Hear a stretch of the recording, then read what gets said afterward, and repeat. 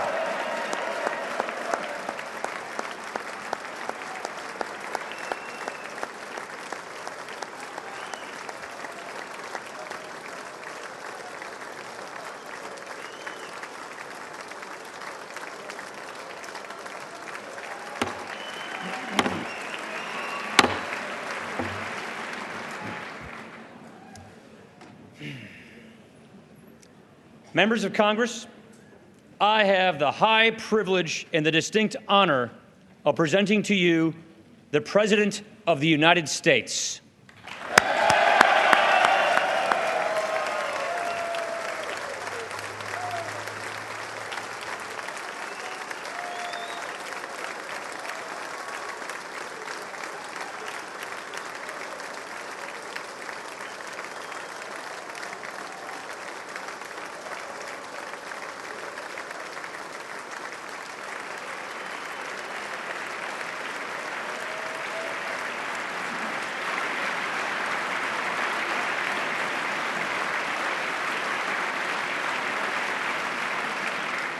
Thank you very much. Mr. Speaker, Mr. Vice President, members of Congress, the First Lady of the United States.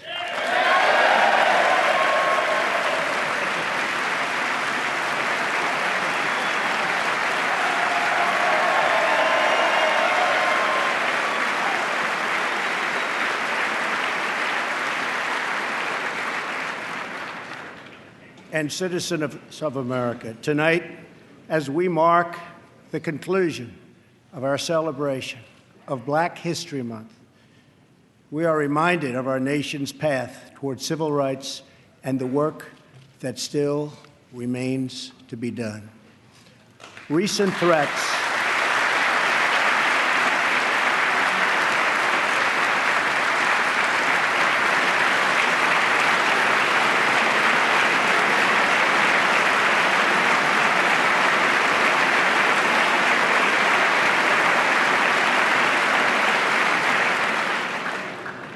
Recent threats targeting Jewish community centers and vandalism of Jewish cemeteries, as well as last week's shooting in Kansas City, remind us that while we may be a nation divided on policies, we are a country that stands united in condemning hate and evil in all of its very ugly forms.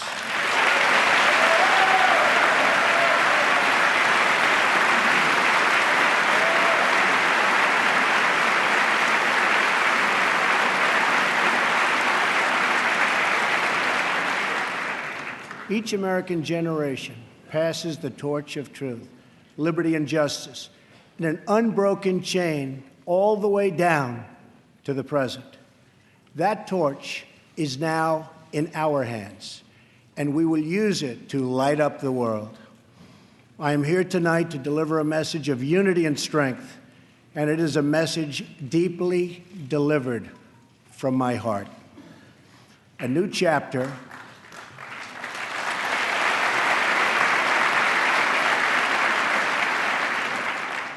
of American greatness is now beginning. A new national pride is sweeping across our nation, and a new surge of optimism is placing impossible dreams firmly within our grasp. What we are witnessing today is the renewal of the American spirit. Our allies will find that America is once again ready to lead.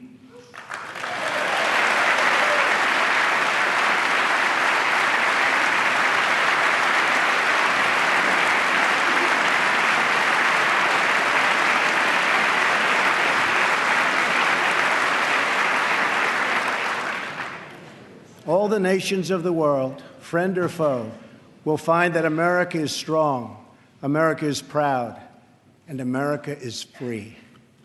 In 9 years, the United States will celebrate the 250th anniversary of our founding, 250 years since the day we declared our independence. It will be one of the great milestones in the history of the world. But what will America look like as we reach our 250th year? What kind of country will we leave for our children? I will not allow the mistakes of recent decades past to define the course of our future. For too long, we've watched our middle class shrink as we've exported our jobs and wealth to foreign countries. We've financed and built one global project after another, but ignored the fates of our children in the inner cities of Chicago, Baltimore, Detroit, and so many other places throughout our land.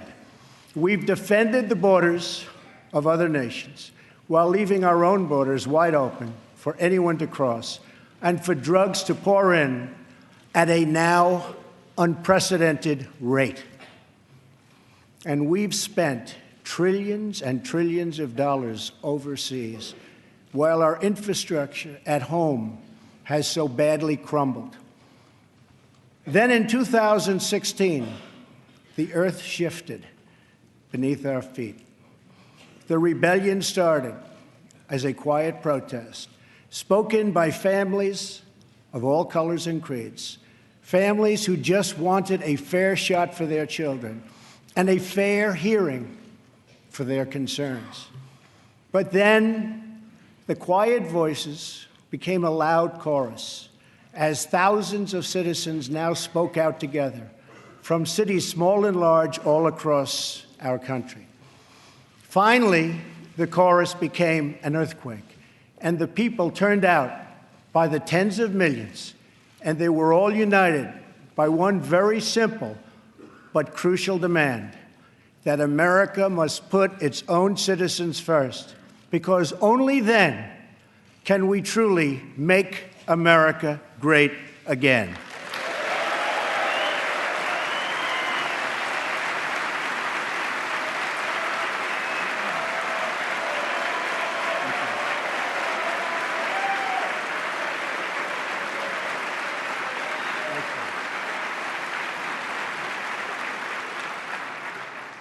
Dying industries will come roaring back to life. Heroic veterans will get the care they so desperately need.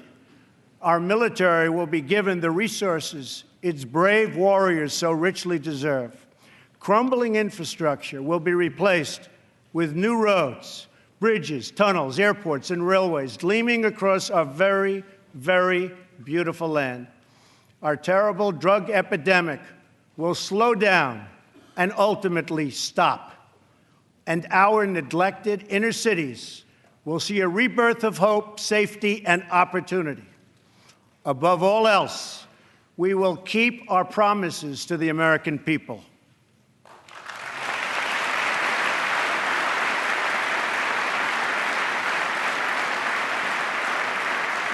Thank you. It's been a little over a month since my inauguration, and I want to take this moment to update the nation on the progress I've made in keeping those promises. Since my election, Ford, Fiat Chrysler, General Motors, Sprint, SoftBank, Lockheed, Intel, Walmart, and many others have announced that they will invest billions and billions of dollars in the United States and will create tens of thousands of new American jobs.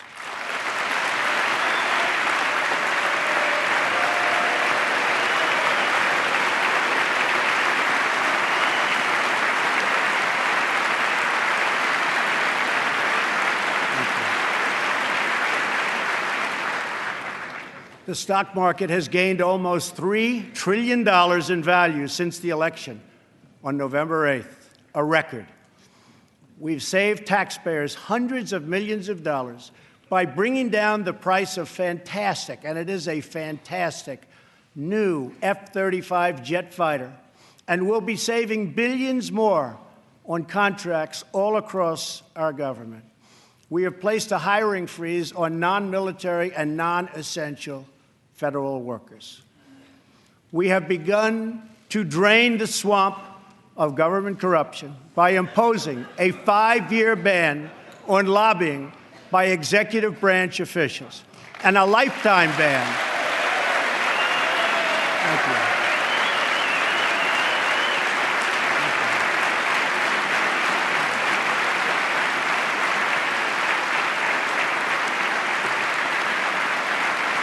Thank you. And a lifetime ban on becoming lobbyists for a foreign government. We have undertaken a historic effort to massively reduce job-crushing regulations, creating a deregulation task force inside of every government agency.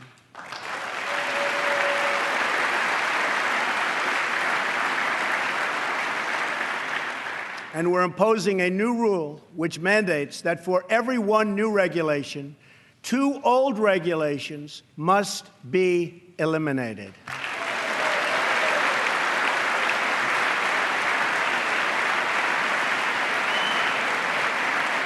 We're going to stop the regulations that threaten the future and livelihood of our great coal miners.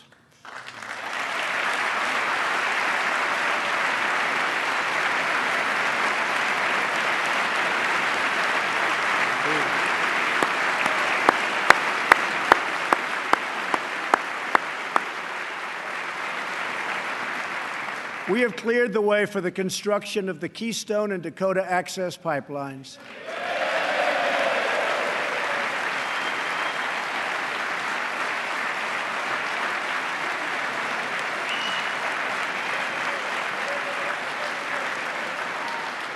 Thereby creating tens of thousands of jobs. And I've issued a new directive that new American pipelines be made with American steel.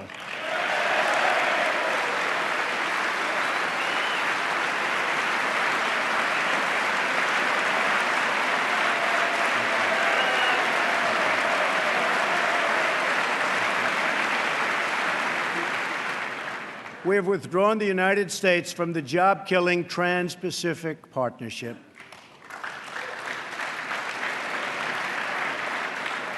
And with the help of Prime Minister Justin Trudeau, we have formed a council with our neighbors in Canada to help ensure that women entrepreneurs have access to the networks, markets, and capital they need to start a business and live out their financial dreams.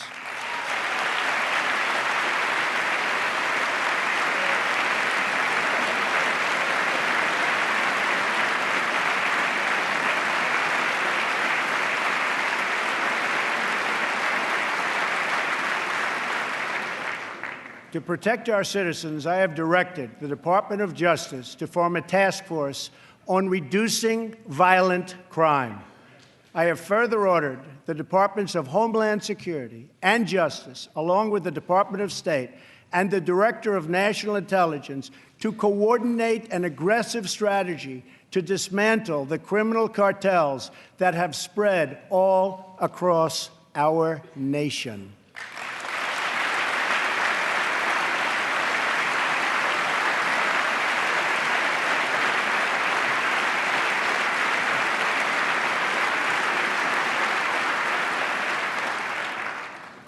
We will stop the drugs from pouring into our country and poisoning our youth, and we will expand treatment for those who have become so badly addicted.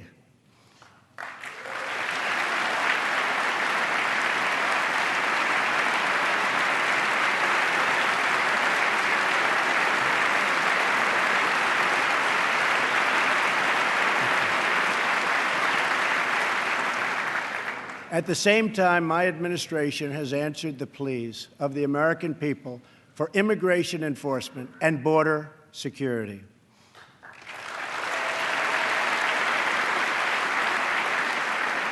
By finally enforcing our immigration laws, we will raise wages, help the unemployed, save billions and billions of dollars, and make our communities safer for everyone.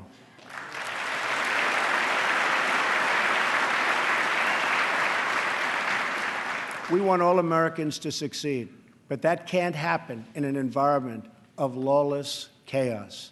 We must restore integrity and the rule of law at our borders.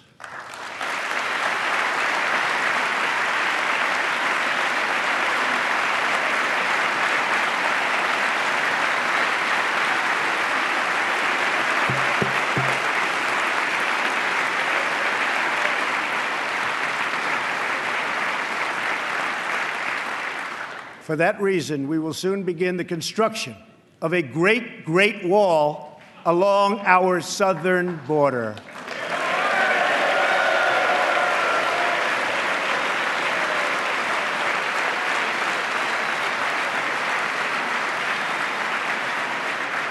As we speak tonight, we are removing gang members, drug dealers, and criminals that threaten our communities and prey on our very innocent citizens.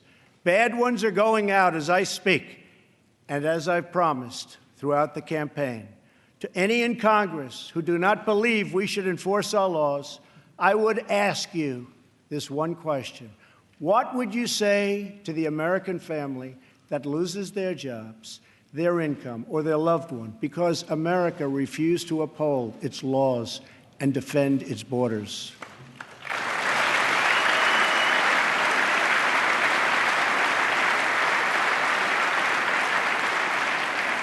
Our obligation is to serve protect and defend the citizens of the United States. We are also taking strong measures to protect our nation from radical Islamic terrorism.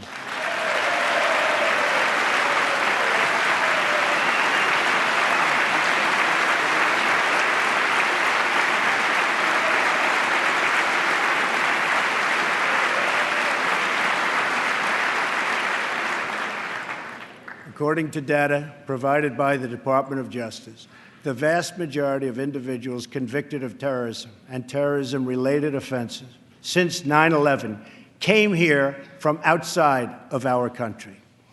We have seen the attacks at home, from Boston to San Bernardino to the Pentagon, and yes, even the World Trade Center.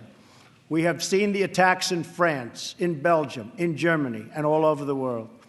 It is not compassionate, but reckless to allow uncontrolled entry from places where proper vetting cannot occur.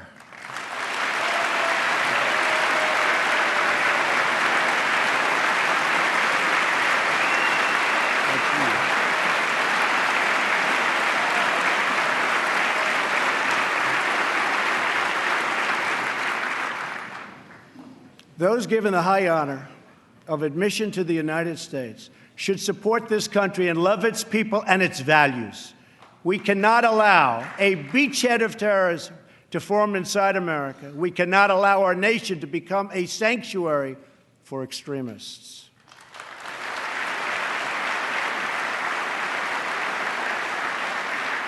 That is why my administration has been working on improved vetting procedures, and we will shortly take new steps to keep our nation safe and to keep those out who will do us harm.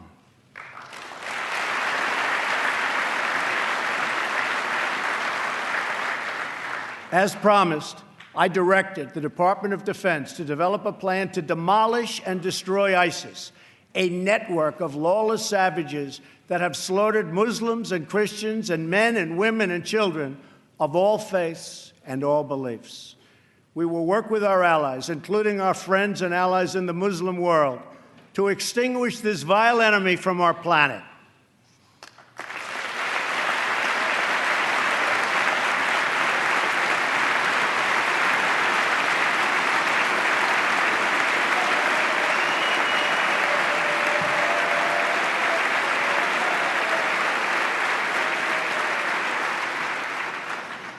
I have also imposed new sanctions on entities and individuals who support Iran's ballistic missile program and reaffirmed our unbreakable alliance with the State of Israel.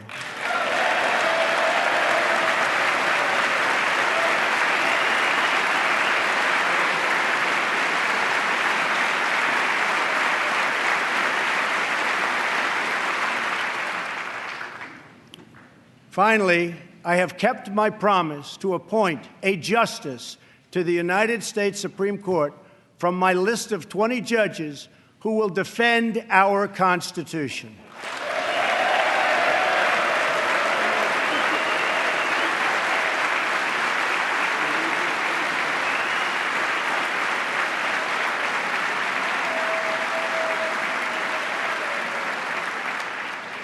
I am greatly honored to have Maureen Scalia with us in the gallery tonight.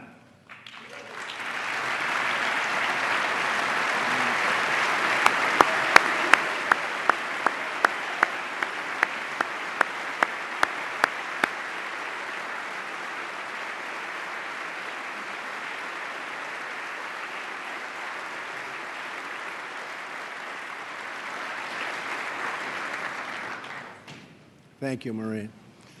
Her late great husband, Antonin Scalia, will forever be a symbol of American justice. To fill his seat, we have chosen Judge Neil Gorsuch, a man of incredible skill and deep devotion to the law. He was confirmed unanimously by the Court of Appeals, and I am asking the Senate to swiftly approve his nomination.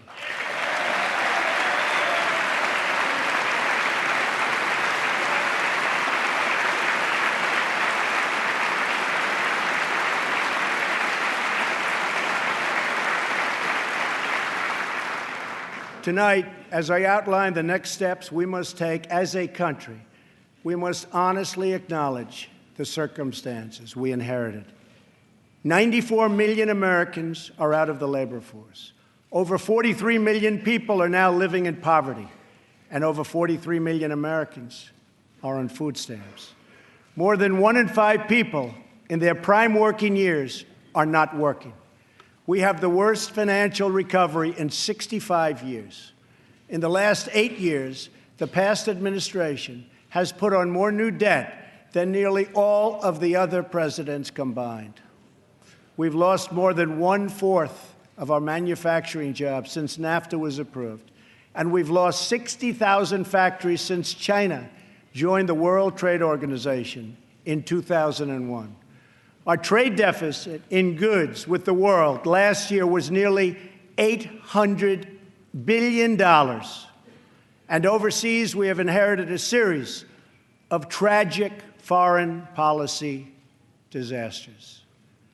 Solving these and so many other pressing problems will require us to work past the differences of party. It will require us to tap into the American spirit that has overcome every challenge throughout our long and storied history. But to accomplish our goals at home and abroad, we must restart the engine of the American economy, making it easier for companies to do business in the United States and much, much harder for companies to leave our country.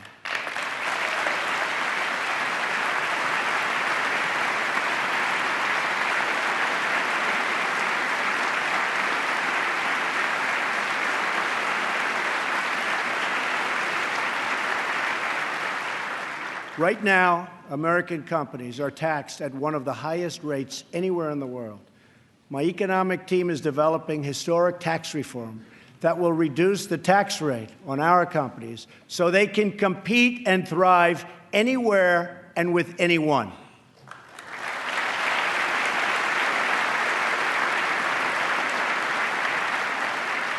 It will be a big, big cut. At the same time, we will provide massive tax relief for the middle class. We must create a level playing field for American companies, and our workers have to do it.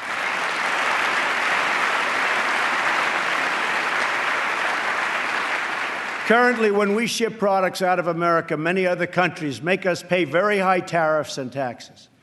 But when foreign companies ship their products into America, we charge them nothing or almost nothing. I just met with officials and workers from a great American company, Harley-Davidson. In fact, they proudly displayed 5 of their magnificent motorcycles made in the USA on the front lawn of the White House.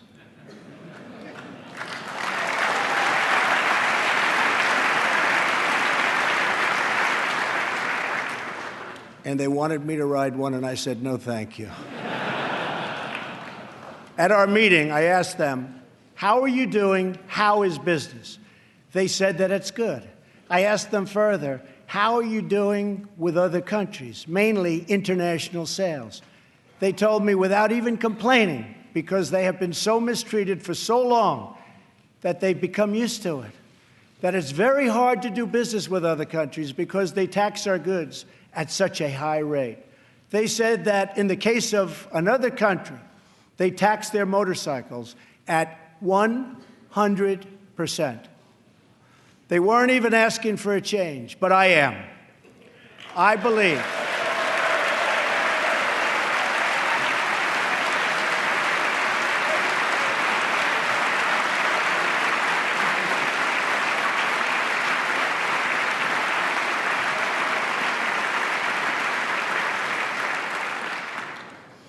I believe strongly in free trade, but it also has to be fair trade.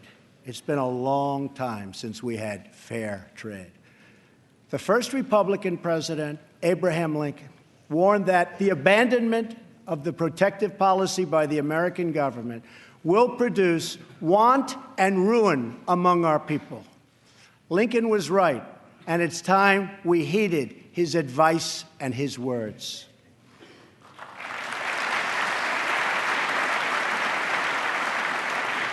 I am not going to let America and its great companies and workers be taken advantage of us any longer. They have taken advantage of our country.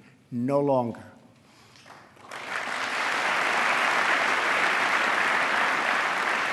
I'm going to bring back millions of jobs. Protecting our workers also means reforming our system of legal immigration.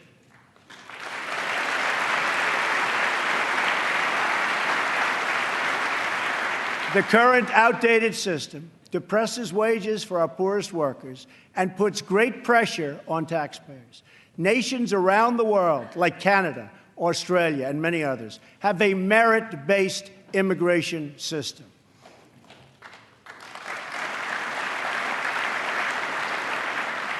It's a basic principle that those seeking to enter a country ought to be able to support themselves financially. Yet in America, we do not enforce this rule, straining the very public resources that our poorest citizens rely upon. According to the National Academy of Sciences, our current immigration system costs American taxpayers many billions of dollars a year.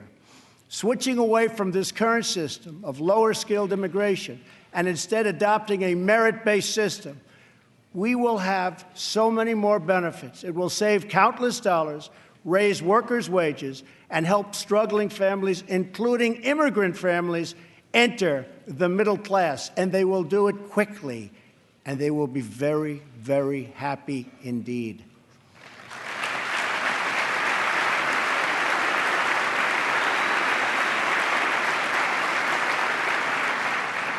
I believe that real and positive immigration reform is possible as long as we focus on the following goals: to improve jobs and wages for Americans, to strengthen our nation's security, and to restore respect for our laws. If we are guided by the well-being of American citizens, then I believe Republicans and Democrats can work together to achieve an outcome that has eluded our country for decades.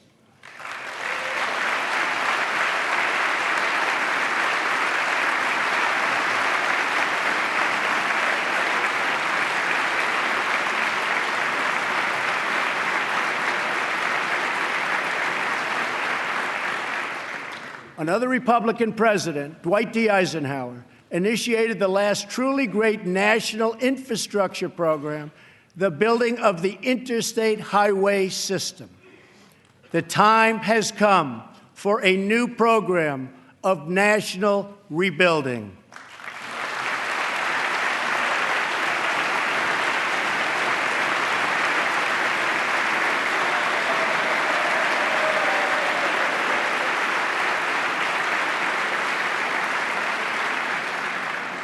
America has spent approximately $6 trillion in the Middle East. All the while, our infrastructure at home is crumbling. With this $6 trillion, we could have rebuilt our country twice, and maybe even 3 times if we had people who had the ability to negotiate.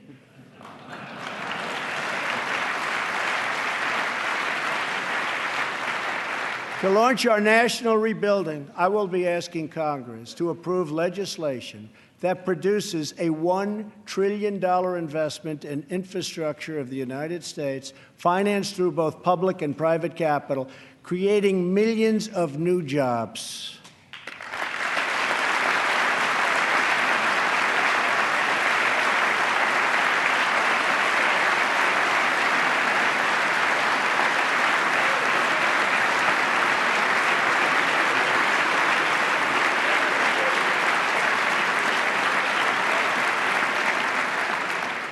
This effort will be guided by 2 core principles: Buy American and Hire American.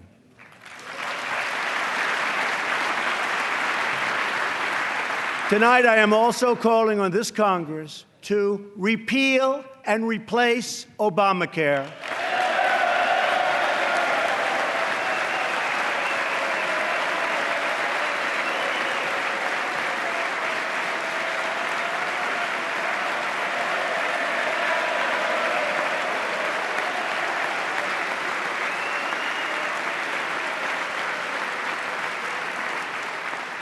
with reforms that expand choice, increase access, lower costs, and at the same time provide better health care.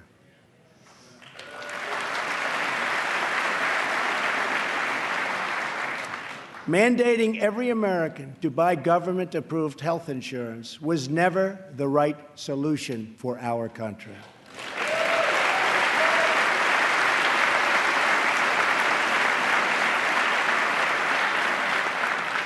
The way to make health insurance available to everyone is to lower the cost of health insurance, and that is what we are going to do.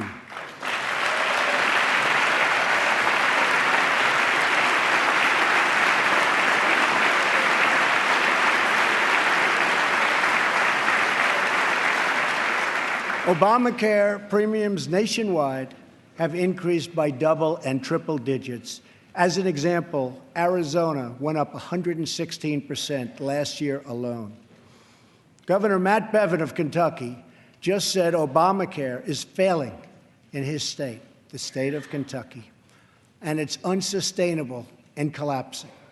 1/3 of the counties have only one insurer, and they're losing them fast. They are losing them so fast. They're leaving. And many Americans have no choice at all. There's no choice left. Remember, when you were told that you could keep your doctor and keep your plan, we now know that all of those promises have been totally broken. Obamacare is collapsing, and we must act decisively to protect all Americans.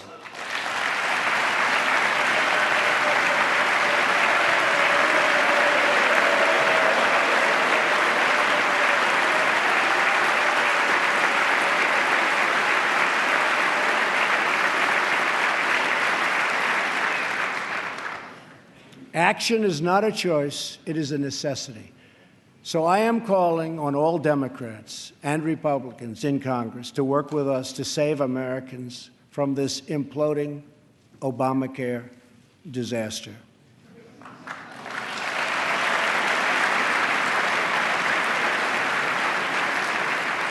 Here are the principles that should guide Congress as we move to create a better health care system for all Americans. First, we should ensure that Americans with pre-existing conditions have access to coverage and that we have a stable transition for Americans currently enrolled in the health care exchanges.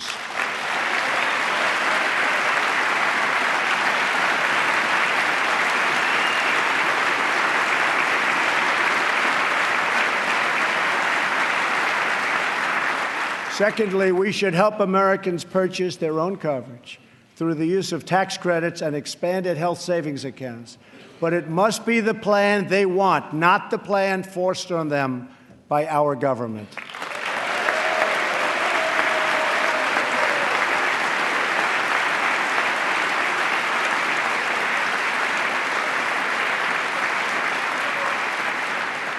Thirdly, we should give our state governors the resources and flexibility they need with Medicaid to make sure no one is left out.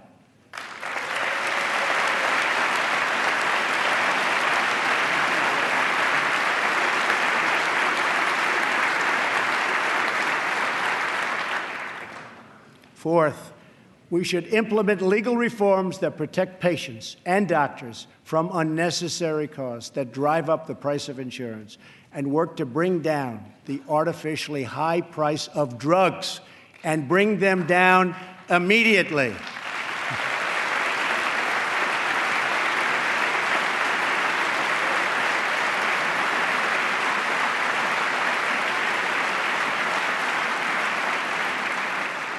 And finally, the time has come to give Americans the freedom to purchase health insurance across state lines.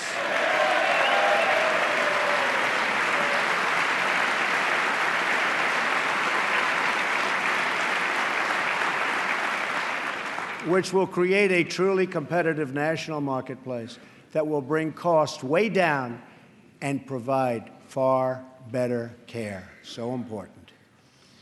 Everything that is broken in our country can be fixed. Every problem can be solved. And every hurting family can find healing and hope. Our citizens deserve this, and so much more. So why not join forces and finally get the job done and get it done right?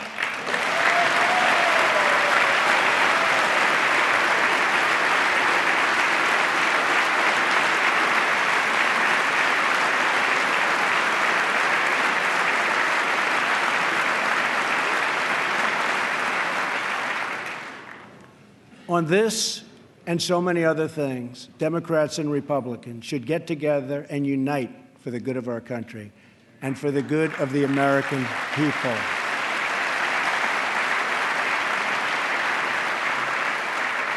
My administration wants to work with members of both parties to make child care accessible and affordable, to help ensure new parents that they have paid family leave,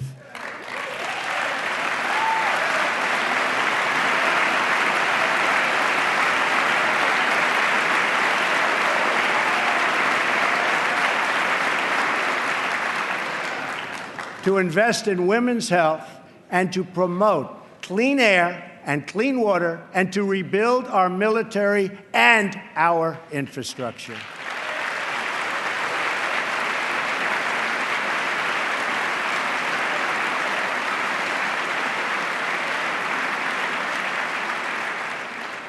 True love for our people requires us to find common ground, to advance the common good, and to cooperate on behalf of every American child who deserves a much brighter future. An incredible young woman is with us this evening who should serve as an inspiration to us all. Today is Rare Disease Day, and joining us in the gallery is a rare disease survivor, Megan Crowley. Megan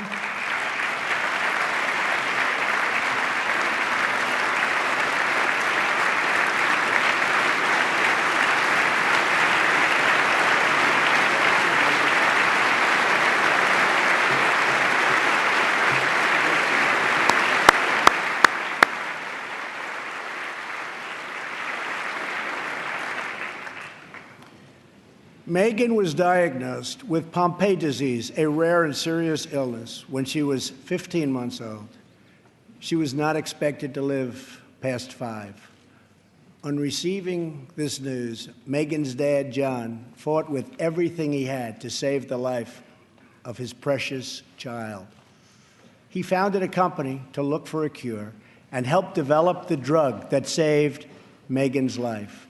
Today, she is 20 years old and a sophomore at Notre Dame.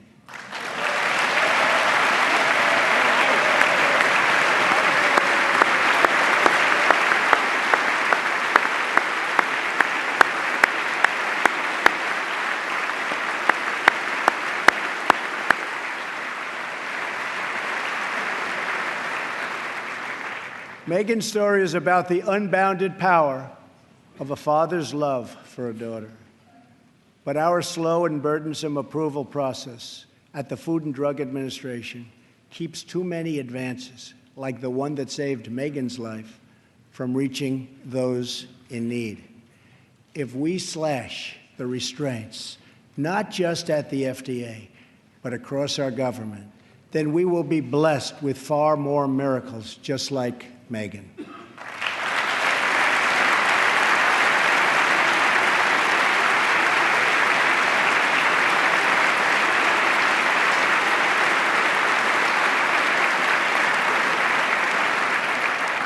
In fact, our children will grow up in a nation of miracles. But to achieve this future, we must enrich the mind and the souls of every American child. Education is the civil rights issue of our time.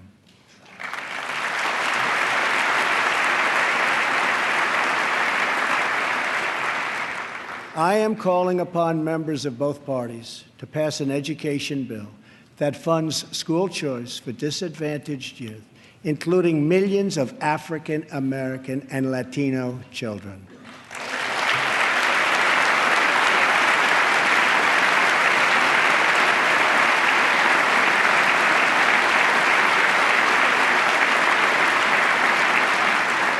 These families should be free to choose the public, private, charter, magnet, religious, or home school that is right for them.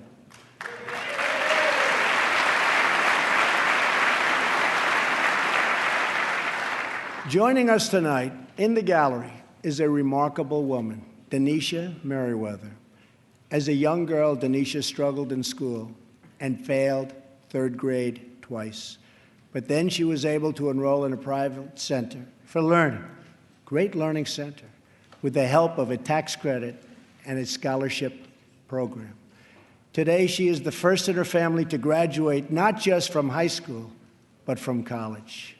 Later this year, she will get her master's degree in social work. We want all children to be able to break the cycle of poverty, just like Denisha.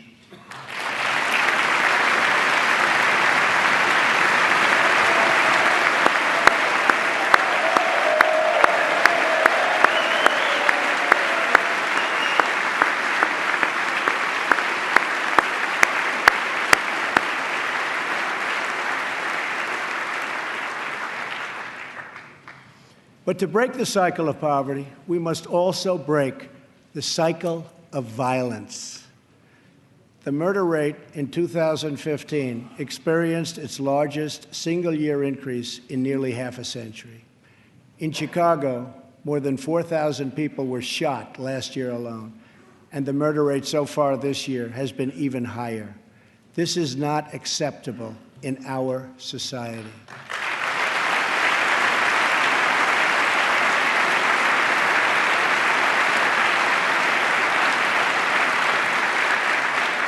Every American child should be able to grow up in a safe community, to attend a great school, and to have access to a high-paying job.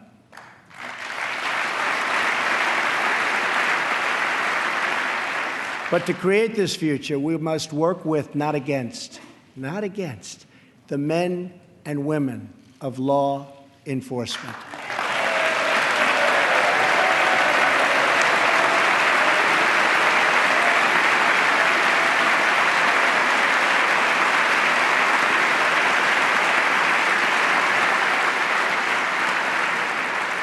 We must build bridges of cooperation and trust, not drive the wedge of disunity and really it's what it is, division. It's pure, unadulterated division. We have to unify. Police and sheriffs are members of our community. They're friends and neighbors. They're mothers and fathers, sons and daughters, and they leave behind loved ones every day who worry about whether or not they'll come home safe and sound. We must support the incredible men and women of law enforcement.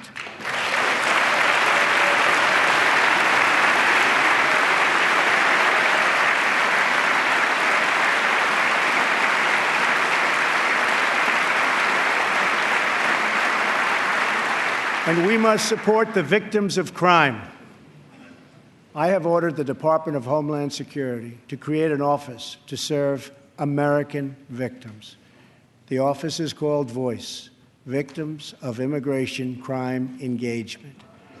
We are providing a voice to those who have been ignored by our media and silenced by special interests.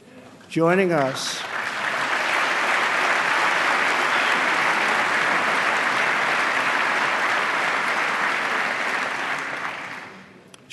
in the audience tonight are four very brave Americans whose government failed them. Their names are Jamil Shaw, Susan Oliver, Jenna Oliver, and Jessica Davis.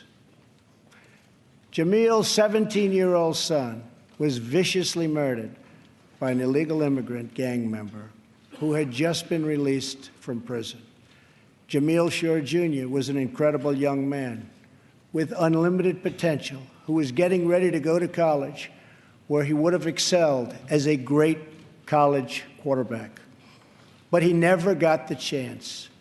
His father, who is in the audience tonight, has become a very good friend of mine. Jamil, thank you. Thank you.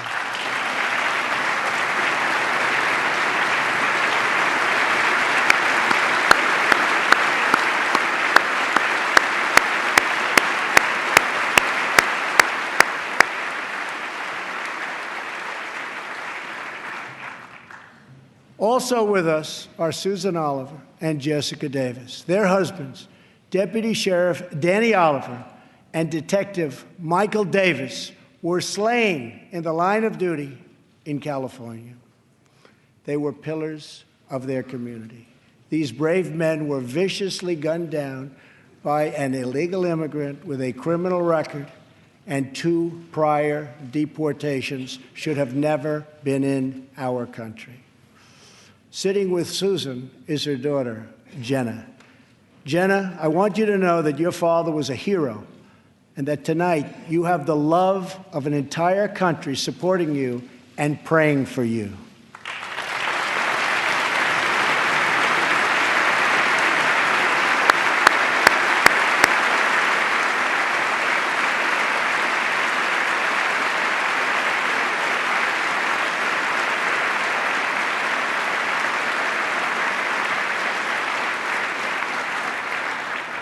To Jamil, Jenna, Susan, and Jessica, I want you to know that we will never stop fighting for justice. Your loved ones will never, ever be forgotten. We will always honor their memory.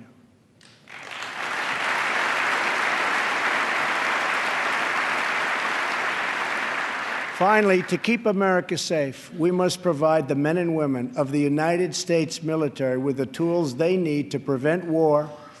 If they must, they have to fight, and they only have to win.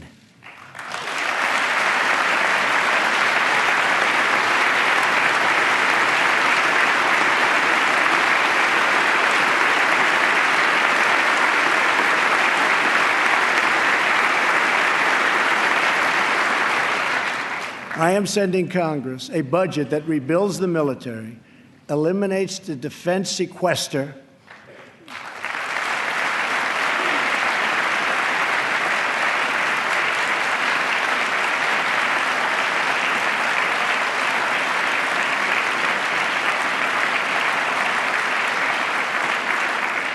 and calls for one of the largest increases in national defense spending in American history. My budget will also increase funding for our veterans. Our veterans have delivered for this nation, and now we must deliver for them.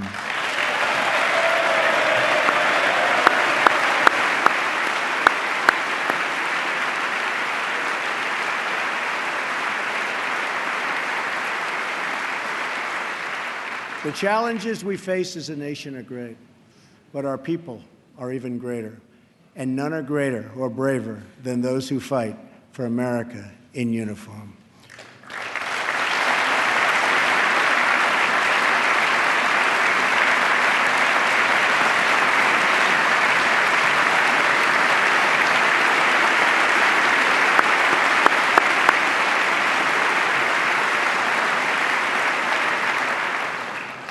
We are blessed to be joined tonight by Corinne Owens, the widow of U.S. Navy Special Operator, Senior Chief William Ryan Owens.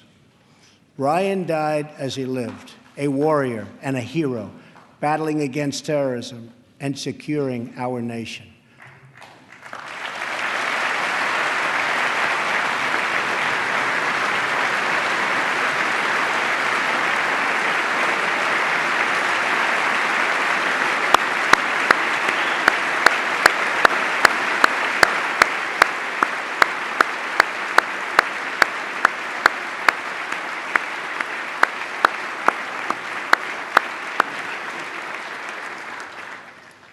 I just spoke to our great General Mattis just now, who reconfirmed that, and I quote, "Ryan was a part of a highly successful raid that generated large amounts of vital intelligence that will lead to many more victories in the future against our enemy." Ryan's legacy is etched into eternity. Thank you. Thank you.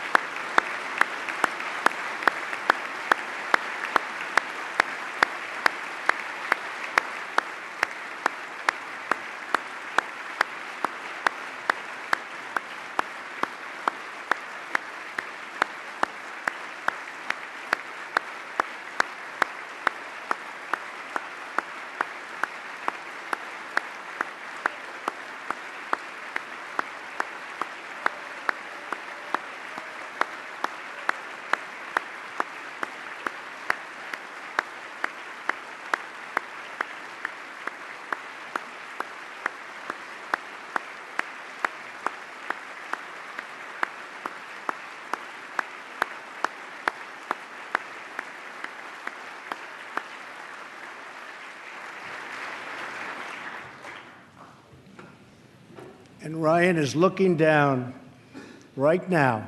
You know that. And he's very happy because I think he just broke a record.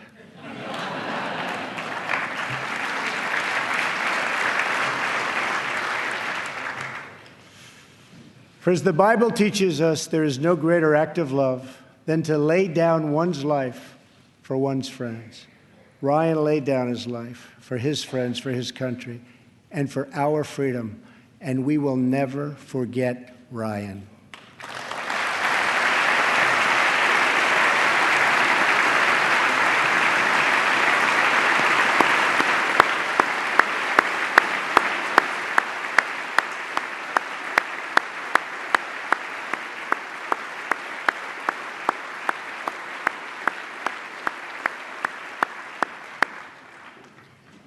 To those allies who wonder what kind of a friend America will be, look no further than the heroes who wear our uniform.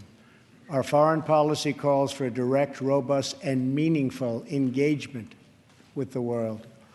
It is American leadership based on vital security interests that we share with our allies all across the globe. We strongly support NATO, an alliance forged through the bonds of 2 world wars that dethroned fascism and a Cold War and defeated communism.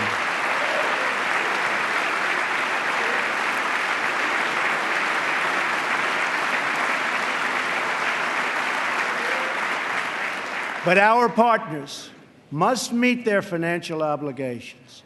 And now, based on our very strong and frank discussions, they are beginning to do just that. In fact, I can tell you the money is pouring in. Very nice. Very nice.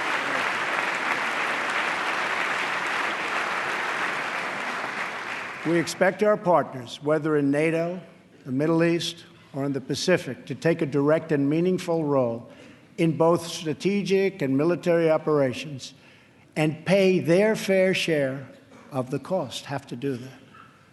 We will respect historic institutions, but we will respect the foreign rights of all nations, and they have to respect our rights as a nation also.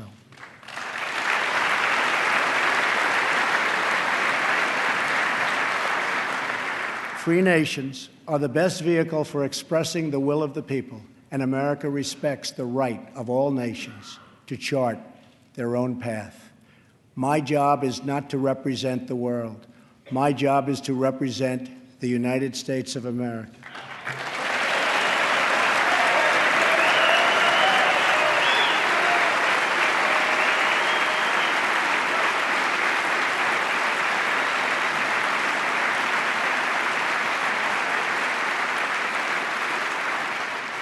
But we know that America is better off when there is less conflict, not more. We must learn from the mistakes of the past. We have seen the war and the destruction that have ravaged and raged throughout the world, all across the world. The only long-term solution for these humanitarian disasters, in many cases, is to create the conditions where displaced persons can safely return home and begin the long, long process of rebuilding.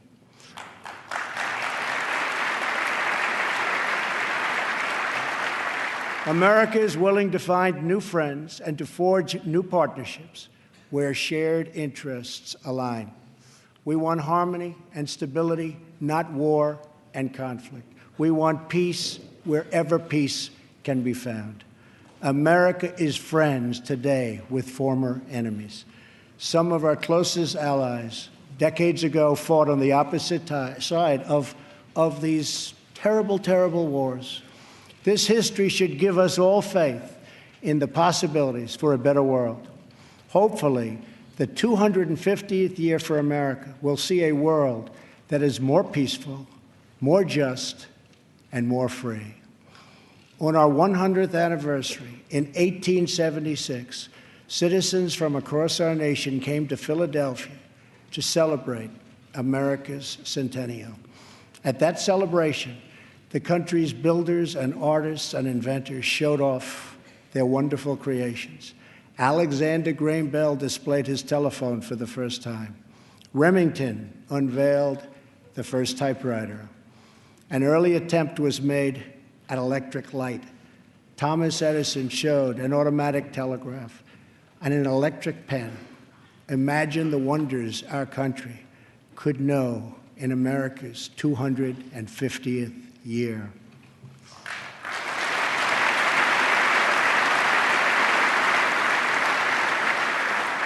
Think of the marvels we can achieve if we simply set free the dreams of our people. Cures to the illnesses that have always plagued us are not too much to hope. American footprints on distant worlds are not too big a dream. Millions lifted from welfare to work is not too much to expect. And streets where mothers are safe from fear, schools where children learn in peace, and jobs where Americans prosper and grow are not too much to ask.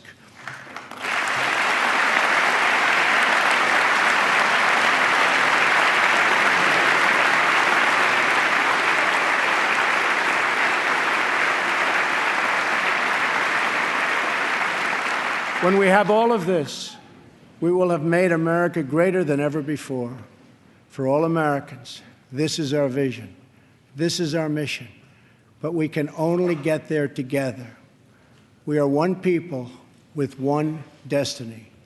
We all bleed the same blood. We all salute the same great American flag.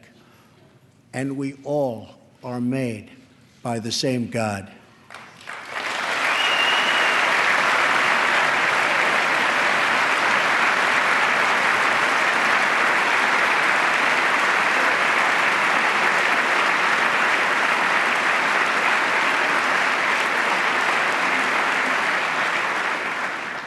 When we fulfill this vision, when we celebrate our 250 years of glorious freedom, we will look back on tonight as when this new chapter of American greatness began.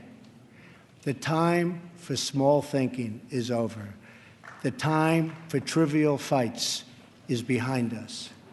We just need the courage to share the dreams that fill our hearts, the bravery to express the hopes that stir our souls, and the confidence to turn those hopes and those dreams into action.